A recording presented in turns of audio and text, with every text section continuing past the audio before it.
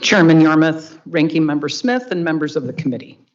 Thank you so much for the opportunity to appear before you today at this hearing on investments in early childhood.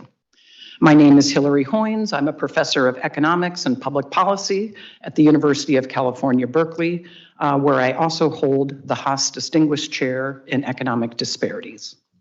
My testimony today summarizes evidence that the social safety net for children generates widespread benefits over the longer term, both to children and their families, and to taxpayers and the broader economy.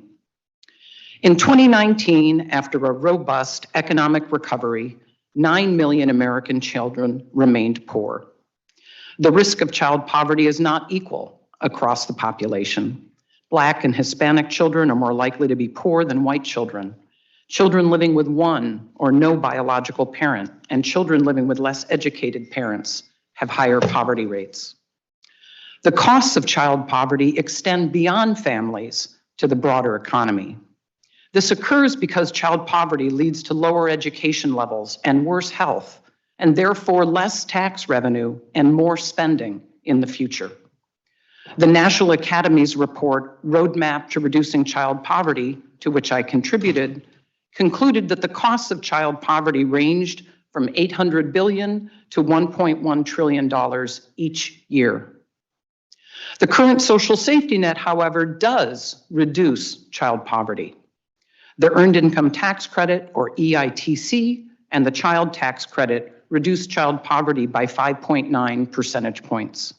The Supplemental Nutrition Assistance Program, or SNAP, reduces poverty by 5.2 percentage points. Cash welfare raises few children out of poverty. Furthermore, and importantly, recent social science research documents that safety net spending on children leads to improvements in economic and health outcomes in adulthood.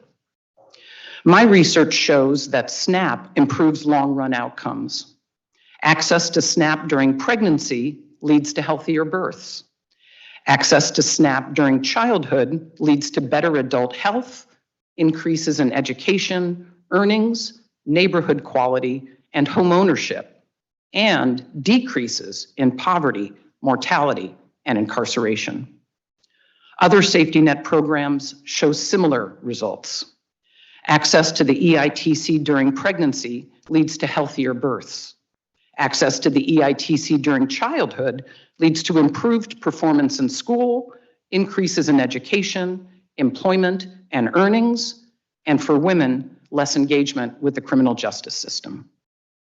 Access to Medicaid for pregnant women and children leads to improved health outcomes, better performance in school, and increases in educational attainment and earnings in adulthood. Overall, the research establishes that additional resources for low-income children generate improvements across a wide range of adult outcomes. These findings can be used to quantify the benefits relative to the costs of these policies. The costs include the benefit payments themselves and administrative costs, as well as indirect costs coming from changes in employment that result from delivering the benefits and the taxes to fund them. Combining these costs and benefits yield large rates of return across these programs. For SNAP, providing benefits to children yields $56 of benefits to families for every dollar of net costs. For the Earned Income Tax Credit, taking into account the long-run benefits, the program fully pays for itself in the long run. Medicaid for pregnant women and infants fully pays for itself in the long run. Taking into account the long-run benefits, the 2021 expansion of the Child Tax Credit is estimated to reduce the net cost to taxpayers to 16 cents for every dollar of new benefits. So these results show that spending more now means spending less later. Higher adult earnings mean higher future tax revenue. Improved health and reductions in criminal activity mean lower future government spending. It is important to point out, however, that costs are easy to quantify and are incurred early at the time of program delivery. Benefits, on the other hand, take time to emerge. This is particularly problematic because the CBO scores policy proposals over a 10-year window. This disregards long-term benefits and can lead to short-term thinking, ignoring the investment aspect of these programs. In sum, the social safety net for families with children represents investments in the human capital of children, not simply transfers to adults.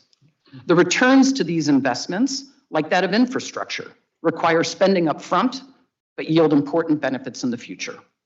Thank you, and I look forward to the conversation.